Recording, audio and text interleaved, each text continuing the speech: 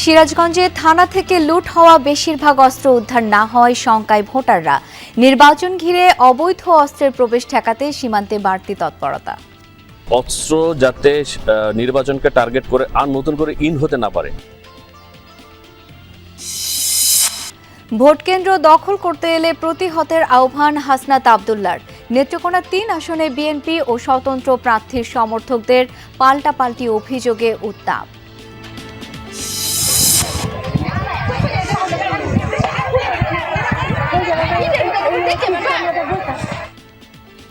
সরকারি জমি দখলকে কেন্দ্র করে নেত্রকোনার কেন্দুয়ায় দুপক্ষের সংঘর্ষ, আহত ২০ জন, হাসপাতালে, এলাকা থমথমে। দেশের উত্তর ও দক্ষিণ পশ্চিমে হাড় কাঁপানো শীত, মৌসুমের সর্বনিম্ন তাপমাত্রা রাজশাহীতে ৭ ডিগ্রি, পর্যাপ্ত গরম কাপড়ের অভাবে বিপাকে দরিদ্র মানুষ। বেশ কয়েকদিন ধরেই ঠান্ডা, আজকের সকালটা একটু আরো বেশি ঠান্ডা। শীত তো অনেকের মধ্যে বাচ্চাদের নিয়ে বের হয় একটু রিস্কি হয়ে যায়। আমরা কাজ করতে পারছি না শীতের ঠেলায়, বুঝছেন, ওই শীতের ঠেলায় রাস্তায় লোকজন নাই। সাতক্ষীরায় সরকারি বস্তায় ভরে নকল সার বিক্রি, প্রতারিত প্রান্তিক কৃষক। প্রশাসনের অভিযানে ২ বিক্রেতাকে জরিমানা।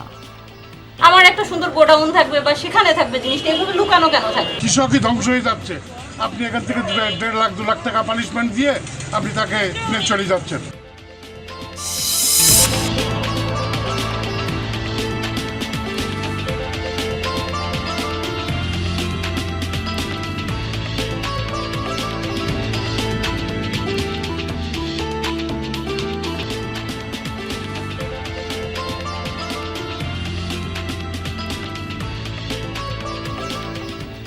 আমন্ত্রণ বিরতিহীন সংবাদ সারা দেশে। আপনাদের সাথে আছি আমি শাওন দত্ত। এতক্ষণ শিরোনামগুলো দেখছিলেন। ২০২৪ সালের ৪ আগস্ট সিরাজগঞ্জে ২টি থানায় হামলা ও অস্ত্র লুটের ঘটনার ১৭ মাস পেরোলেও এখনও উদ্ধার হয়নি খোয়া যাওয়া আগ্নেয়াস্ত্র ও গোলাবারুদ। এতে আসন্ন ত্রয়োদশ জাতীয় সংসদ নির্বাচনকে ঘিরে তীব্র নিরাপত্তার শঙ্কা ও উদ্বেগ তৈরি হয়েছে প্রার্থী ও রাজনৈতিক দলগুলোর মধ্যে। তবে নির্বাচনের জন্য নিরাপত্তার সর্বোচ্চ প্রস্তুতি নেওয়া হচ্ছে বলে জানান সংশ্লিষ্টরা। ২০২৪ সালের ৪ আগস্ট স্বৈরাচার বিরোধী ছাত্র জনতার বিপ্লবের উত্তাল দিনে রক্তে রঞ্জিত হয় সিরাজগঞ্জ। একযোগে হামলা, লুটপাট, অগ্নিসংযোগ করা হয় এনায়েতপুর ও হাটিকুমরুল হাইওয়ে থানায়। প্রাণ হারান ১৫ জন পুলিশ সদস্য।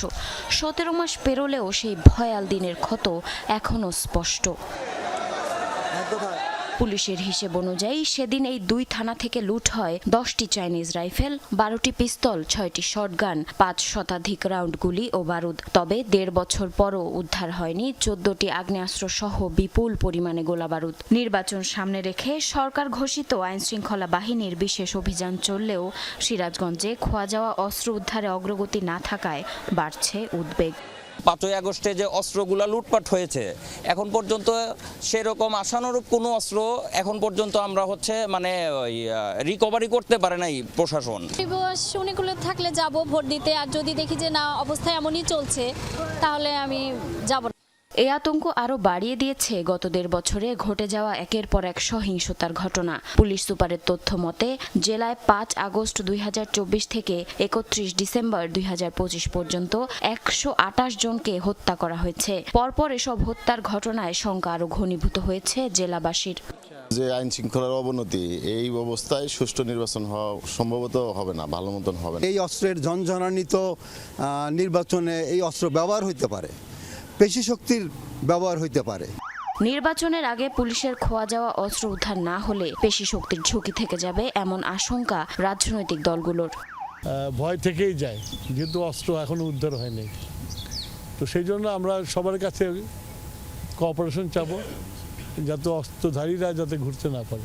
শৃঙ্খল নির্বাচনের জন্য অবৈধ অস্ত্রের ঝনঝনানি যাতে নির্বাচনী কোনো এলাকাতেই এটা ধ্বনি এবং প্রতিধ্বনিত না হয়, সে ব্যাপারে প্রশাসনের কাছে জোর দাবি। এই লুটের অস্ত্রগুলো বিভিন্ন সন্ত্রাসীদের মাঝে ছড়িয়ে আছে, আমরা এখনো আশঙ্কা মুক্ত নহে। তবে ঝুঁকিপূর্ণ কেন্দ্রগুলো চিহ্নিত করে নির্বাচনের জন্য নিরাপত্তার সর্বোচ্চ প্রস্তুতি নেওয়া হচ্ছে বলে জানান সংশ্লিষ্টরা। সম্ভাব্য যেসব জায়গায় অস্ত্রগুলো থাকতে পারে সেই জায়গাগুলো আমরা ইতিমধ্যে চিহ্নিত করে ফেলেছি আমাদের কিছু বিষয় চলমান রয়েছে, আশা করি সফলতার সাথে এগুলো উদ্ধার করতে আমরা সক্ষম হব। ভোটারগণ অবশ্যই উৎসবমুখর পরিবেশে ভোট দিতে পারবে এবং তাদের মধ্যে কোনো প্রকারের শঙ্কা থাকার কোনো সুযোগ নেই। সিরাজগঞ্জের 6টি নির্বাচনী আসনে ভোটার সংখ্যা 26,86,858 জন। জারিন অর্নি, যমুনা নিউজ। নির্বাচনকে সামনে রেখে সীমান্ত দিয়ে কোনো অস্ত্র যেন দেশের অভ্যন্তরে প্রবেশ করতে না পারে সেজন্য তৎপর রয়েছে বর্ডার গার্ড বাংলাদেশ। এমনটাই জানিয়েছেন BGB region commander brigadier general Mohammad Saiful Islam Chowdhury. Comilla 14 গ্রামের আমানগন্ডা আদর্শ উচ্চ বিদ্যালয় মাঠে অসহায়দের মাঝে শীত বস্ত্র বিতরণ শেষে একথা বলেন তিনি বলেন, অস্ত্র ও মাদকের প্রবেশ ঠেকাতে সীমান্ত এলাকায় বিজিবি টহল বাড়ানো হয়েছে। এর আগে 10 বিজিবি কুমিল্লা ব্যাটালিয়নের ব্যবস্থাপনায় 6 শতাধিক দরিদ্র মানুষের মাঝে কম্বল বিতরণ করা হয়।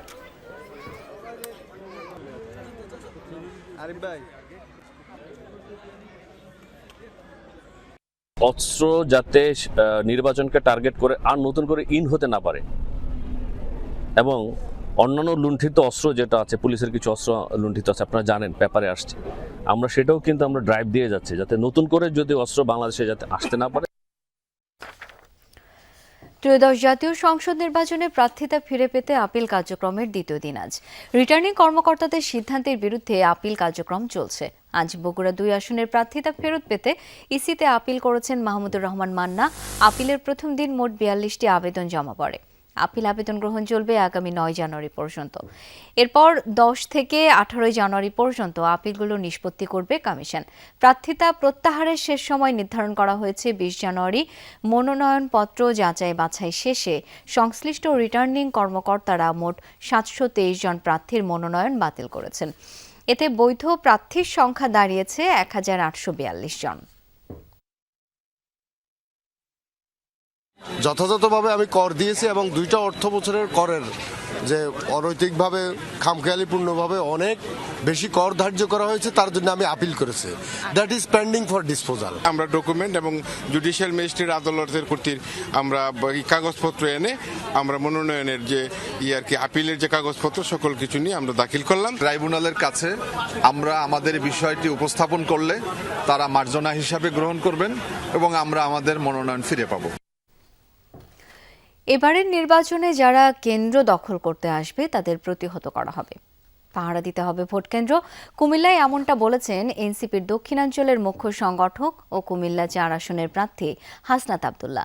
আগ্রাসন বিরোধী পদযাত্রার অংশ হিসেবে সকালে দেবিদ্বারের ভিরাল্লা এলাকায় উঠোন বৈঠকে অংশ নেন তিনি। এ সময় হাসনাত বলেন, ভোট তাদের বিরুদ্ধে দিতে হবে যারা দুর্নীতি, টেন্ডারবাজি, মামলাবাজি করে।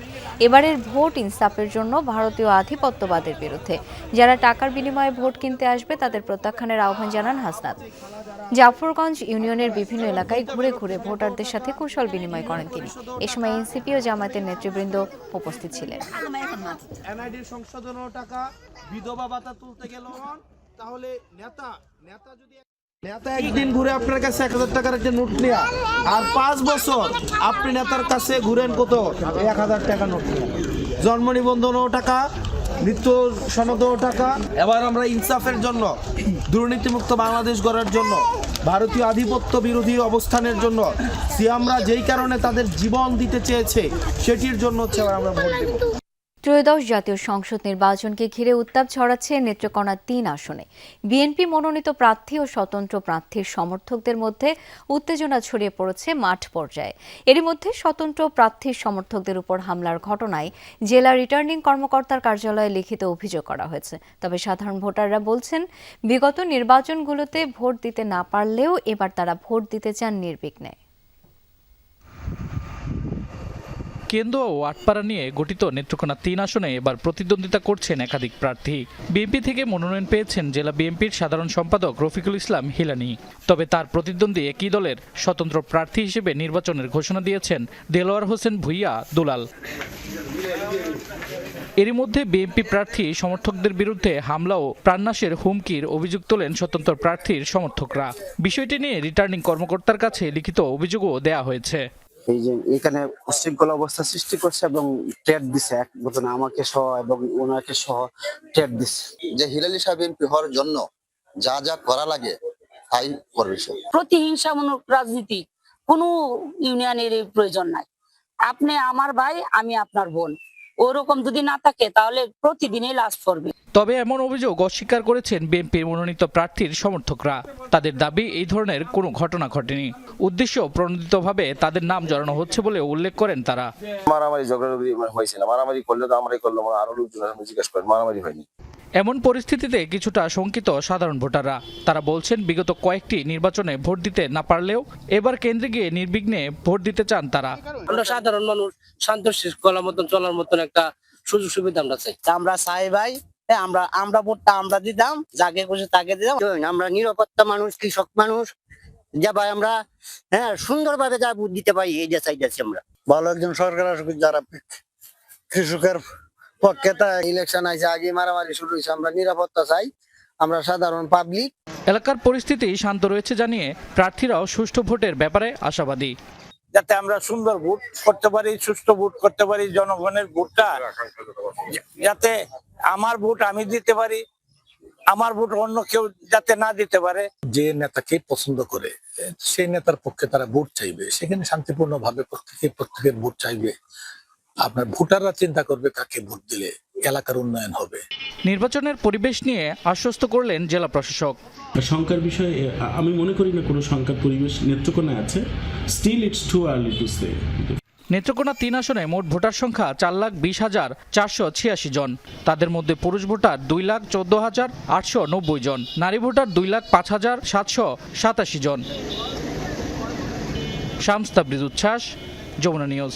ত্রয়োদশ জাতীয় সংসদ নির্বাচনকে সামনে রেখে দেশ জুড়ে ঘুরছে ভোটের গাড়ি।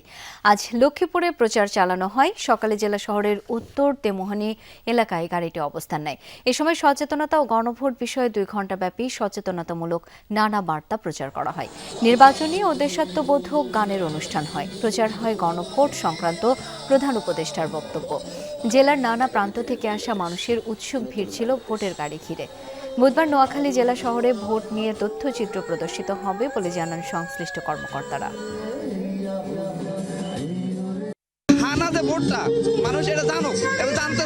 আগামী যে সংসদ বা যে সরকার নির্বাচিত হবে দেশের কল্যাণকর সকল কার্যক্রম করো।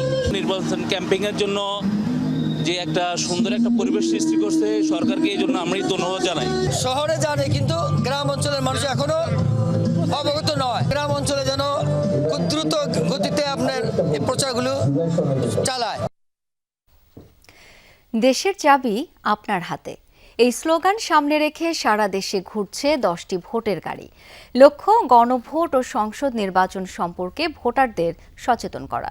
তবে মাঠ পর্যায়ের বাস্তবতায় উঠছে প্রশ্ন, এই প্রচারণা কি আদৌ কার্যকর হচ্ছে? কুমিল্লা টাউন হল মাঠে ভোটের গাড়ি।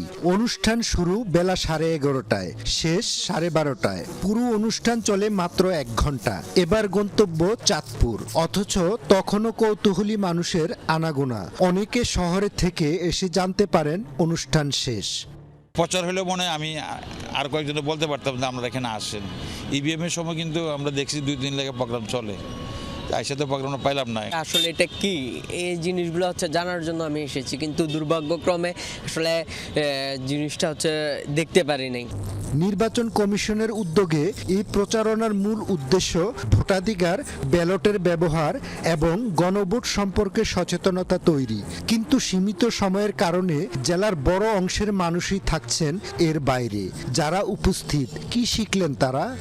গাড়ি থেকে আপাতত আমি কিভাবে গণভোটের আমার মতামতের একটা সুযোগ পেয়েছি। আমি কিভাবে আমার একটা মতামত আমি দিতে পেরেছি যে আমি কিভাবে সামনে রাষ্ট্রকে কি করা যায়। ভোট দেওয়ার নিয়ম, গণভোট 2026 জাতীয় সংসদ, দেশের চাবি আমার হাতে। আমি ভোট দিলে দেশ সুন্দর হবে। আমার ভোটের মাধ্যমে দেশের সব। বিশেষজ্ঞদের মতে গণতন্ত্র শক্তিশালী করতে সচেতনতা কর্মসূচি জরুরি, তবে তা হতে হবে অন্তর্ভুক্তিমূলক ও পর্যাপ্ত সময় নিয়ে। কারণ গত কয়েকটি নির্বাচনে সাধারণ মানুষ আসলে ভোট দিতে পারেনি, তারা ভোটের ব্যাপারে বিমুখ হয়ে আছে। সাধারণ মানুষের কাছে এটি আরও ব্যাপকভাবে ছড়িয়ে দিতে হবে, তাদেরকে বোঝাতে হবে যে জুলাই জাতীয় সনদটা কি এবং এই সনদে কি কি আছে, এর পক্ষে সে মত দিবে না বিপক্ষে মত দিবে, এটা মানুষকে বোঝাতে হবে। ওটারা চিন্তা করছে যে আমাদেরকে বাদ দিয়ে আমাদের কিছু অংশ মানুষও যদি থাকতো, কিছু অংশে জনগণও যদি থাকতো, তাহলে নির্বাচনের এই গাড়িটা যদি আমরা দেখতে পারতাম, তার বাণীটা যদি শুনতে পারতাম, তাহলে হয়তো আমরা কিছুটা হলো আশ্বস্ত বোধ করতাম। একটি জাতীয় নির্বাচন সামনে রেখে ভোটারদের আস্থা ও অংশগ্রহণ বাড়ানোই যেখানে মূল লক্ষ্য, সেখানে প্রশ্ন থেকেই যায় এই সীমিত সময়ের প্রচারণায় কাঙ্ক্ষিত সফলতা আসবে কি? সচেতনতা কার্যক্রমের পরিসর ও সময় বাড়ানো না গেলে দেশের চাবি আপনার হাতে, এই বার্তা কি তবে অনেকের কাছেই পৌঁছাবে না? খোকন চৌধুরী, যমুনা নিউজ, কুমিল্লা।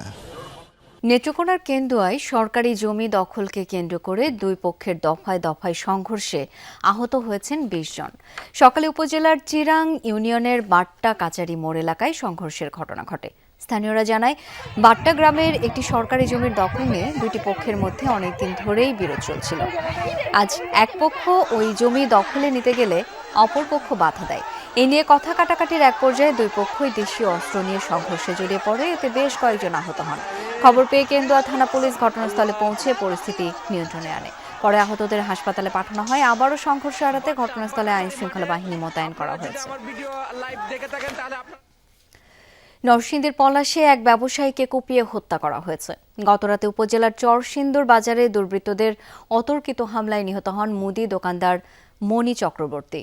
তিনি পার্শ্ববর্তী শিবপুরের সাধারচর ইউনিয়নের বাসিন্দা ছিলেন। পুলিশ ও স্থানীয়রা জানায়, রাতে দোকান বন্ধ করে বাড়ি ফেরার পথে হামলার শিকার হন ওই ব্যবসায়ী। পরে স্থানীয়রা আহত অবস্থায় উদ্ধার করে পলাশ উপজেলা স্বাস্থ্য কমপ্লেক্সে নিয়ে গেলে চিকিৎসক মৃত ঘোষণা করেন।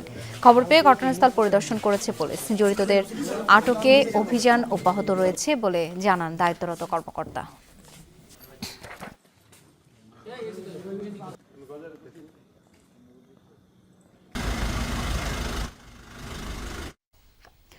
চাঁপাইনবাবগঞ্জের সীমান্ত এলাকা থেকে ধরে নিয়ে যাওয়া বাংলাদেশি নাগরিক রবিউল ইসলামের মরদেহ হস্তান্তর করেছে বিএসএফ।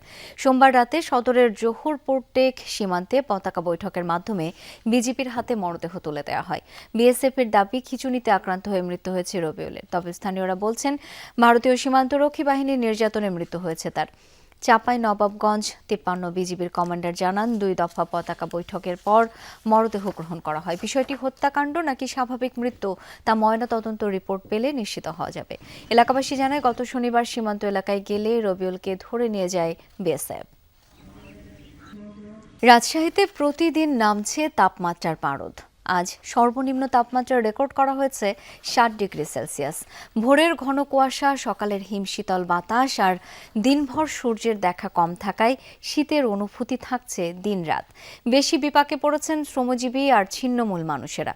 এমন অবস্থায় পদ্মা নদীর তীর ঘেঁষা এলাকার প্রান্তিক বাসিন্দারা এখন ভুগছেন পর্যাপ্ত শীতবস্ত্রের অভাবে। রাজশাহী আবহাওয়া অফিস বলছে, জানুয়ারির মাঝামাঝি পর্যন্ত রাজশাহী জুড়ে থাকবে শীতের এমন দাপট। পৌষের ঘন কুয়াশা আর কনকনে ঠান্ডা বাতাসে তাপমাত্রার পারদ নিম্নমুখী। এই মাঝারি শৈত্যপ্রবাহে রাজশাহীতে মঙ্গলবার মৌসুমের সর্বনিম্ন তাপমাত্রা 7 ডিগ্রি সেলসিয়াস রেকর্ড করেছে আবহাওয়া অধিদপ্তর। বেলা গড়ালে একটু সূর্যের দেখা মেলে, তাতেই পরিবার নিয়ে রোদ পোহাতে বসেছেন নদীপাড়ের মানুষ। হিমেল বাতাস আর হাড় কাঁপানো শীত নিদারুণ ভোগান্তিতে ফেলেছে তাদের। খুবই ঠান্ডা, এখানে রোদ ছিল না, আপনার সকাল থেকে রোদ ছিল না, খুবই কুয়াশার অভাব ছিল। বাড়িতে অনেক শীত, রোদ নাই, তার জন্য গোসল পানি করে একটু এখানে ছেলেপেলে নিয়ে রোদে আছি।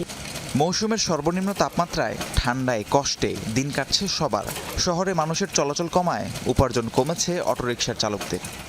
লোকজন যায় হে কাছে, কিন্তু গাড়ি ঘোড়া কম চলছে শীতের লেগে ধরে। এই শীতে বের হওয়াই যায় না, একটু রৌদ্র উঠেছে বলে আজকে আমি বের হয়েছি, তাছাড়া এটা সম্ভবই ছিল না। নদীর ধারে বসেছিলাম রৌদ্রে। শীতার্তরা বলছেন, জেলা প্রশাসনের উদ্যোগে রাজশাহীর 9টি উপজেলা ও নদী তীরের বাসিন্দাদের মাঝে গরম কাপড় বিতরণ করা হলেও তা চাহিদার তুলনায় খুবই অপ্রতুল। আবহাওয়া অফিস বলছে, জানুয়ারির মাঝামাঝি পর্যন্ত রাজশাহী জুড়ে থাকবে এমন শীতের দাপট।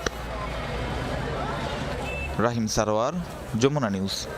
দর্শক, সারা দেশে শীতের খবরাখবর জেনে নিতে চাই আমার সহকর্মীদের কাছ থেকে। শুরুতেই চুয়াডাঙ্গার খবর জানাবেন জিসান আহমেদ।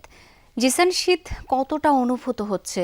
শীতার্ত মানুষদের সহায়তায় স্থানীয় প্রশাসন কি তৎপর আছে? বেলা গড়িয়েছে, সন্ধে নামছে, আবারও কয়েক গুণে জেঁকে বসেছে শীত, বেশ অনুভূত হচ্ছে।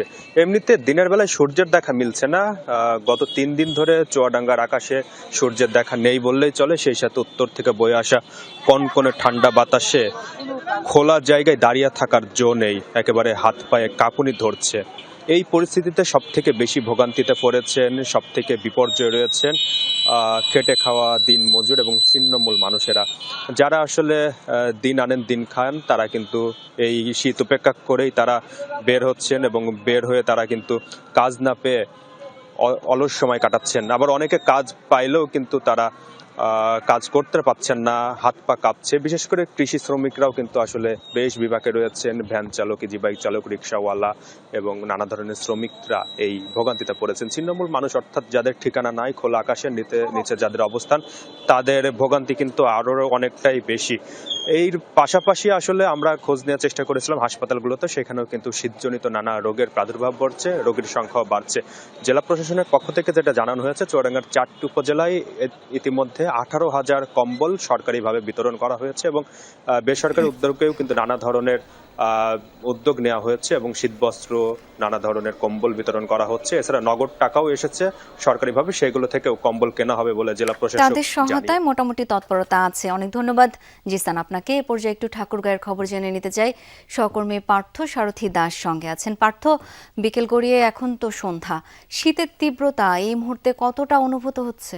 শাওন, শীতের তীব্রতা কিন্তু দিন দিন বাড়ছে এবং গত কয়েকদিন ধরে কথা যদি বলি আমি, গত কয়েকদিন ধরে এখানে সূর্যের দেখা নেই। তবে আজকে কিছু সময়ের জন্য সূর্যের দেখা মিলেছে, তবে সেটা খুবই স্বল্প সময়ের জন্য।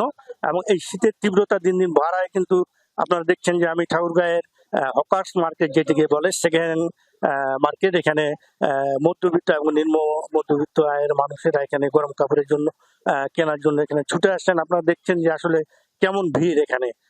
এই মার্কেটে আসলে যারা রয়েছেন গরম কাপড়েরই, শুধু গরম কাপড়েরই মার্কেট। এখানে অনেকে আসছেন গরম কাপড়ের শীতের কাপড় কিনতে। এখানে সুলভ মূল্যে এখানে পাওয়া যাচ্ছে আপনার গরম কাপড়, বিভিন্ন ধরনের শিশু থেকে বয়স্ক মানুষদের বিভিন্ন ধরনের পোশাক এখানে ক্রয় করছেন ক্রেতারা। এবং আরেকটা বিষয় বলে রাখি, শীতের তীব্রতা বাড়ায় কিন্তু শীতজনিত রোগও কিন্তু বাড়ছে। জেলার হাসপাতালগুলোতে স্বাভাবিক সময়ের থেকে দ্বিগুণ রোগী ভর্তি হচ্ছে। এবং আজকের কথা যদি বলি আমি, আজকে জেলা সদর হাসপাতালে 7 শয্যার হাসপাতালে, শিশু সজ্জার হাসপাতালে বিপরীতে 210 জন শিশু রোগী ভর্তি রয়েছে। এবং চিকিৎসক যারা রয়েছে, চিকিৎসকদের সঙ্গে কথা বলার চেষ্টা করেছি। চিকিৎসকরা বলছেন যে এখানে শীতজনিত রোগ অর্থাৎ ডায়রিয়া, নিউমোনিয়া, সর্দি কাশি নিয়েই ভর্তি হচ্ছেন রোগীরা এবং তারা বিভিন্ন ধরনের পরামর্শ দিয়ে যাচ্ছেন। এবং জেলা প্রশাসনের পক্ষ থেকে কিন্তু কম্বল বিতরণ চলছে। জেলা প্রশাসক যেটি জানিয়েছেন, যে জেলা প্রশাসক বলছে যে ঠাকুরগাঁয়ে 20 লক্ষ টাকা এবং 4,000 কম্বল ইতিমধ্যে তারা পেয়েছেন এবং সেই কম্বলগুলো জেলার যে 5 উপজেলা রয়েছে সেই 5 উপজেলায় বিতরণ কার্যক্রম চলমান রয়েছে। তো জেলা প্রশাসক বলছে যে কেউ যেন কষ্টে যেন না থাকেন সে বিষয়ে তারা নজরদারি রাখছেন। শাওন। পার্থ, অনেক ধন্যবাদ আপনাকে। মানিকগঞ্জে খেজুর গুড়ে ভেজাল ঠেকাতে অভিযান চালিয়েছে ভোক্তা অধিকার সংরক্ষণ অধিদপ্তর। বিভিন্ন সরঞ্জাম সহ ভেজাল গুড় জব্দ করা হয়। গোপন সংবাদের ভিত্তিতে ভোরে ভোক্তা অধিকার সংরক্ষণ অধিদপ্তরের কর্মকর্তারা গোপীনাথপুর এলাকায় 2টি বাড়িতে অভিযান চালায়। জেলা কার্যালয়ের সহকারী পরিচালক আসাদুজ্জামান রুমেলের নেতৃত্বে এই অভিযান পরিচালনা করা হয়। এ সময় খেজুরের রস ছাড়াই চিটাগুড় সহ বিভিন্ন সরঞ্জামের সাহায্যে গুড় তৈরির প্রমাণ মেলে। ভোক্তা অধিদপ্তরের কর্মকর্তা জানান, ভেজাল বিরোধী কার্যক্রম রোধে এই ধরনের অভিযান অব্যাহত রাখা হবে।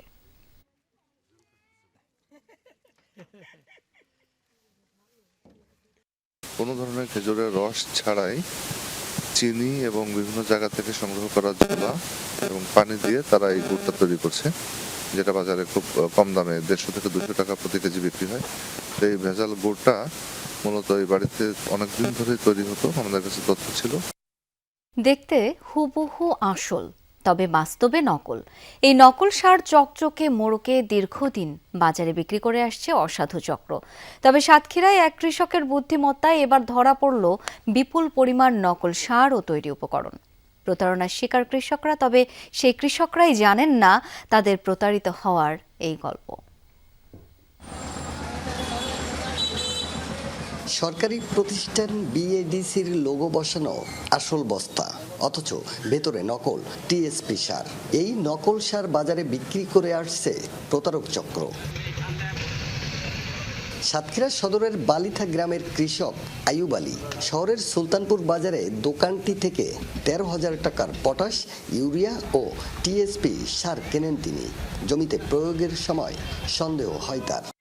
খেতে দিতে দিয়ে দেখি সারটা ভালো না। কৃষি অফিসের লোক ছিল, ওনারা বললো যে 9টার ভিতরে এখানে নিয়ে আসেন, তাই নিয়ে আসে। অনুমোদনহীন ওই দোকানে কৃষক আইয়ুব আলীকে নিয়ে হাজির কৃষি বিভাগ।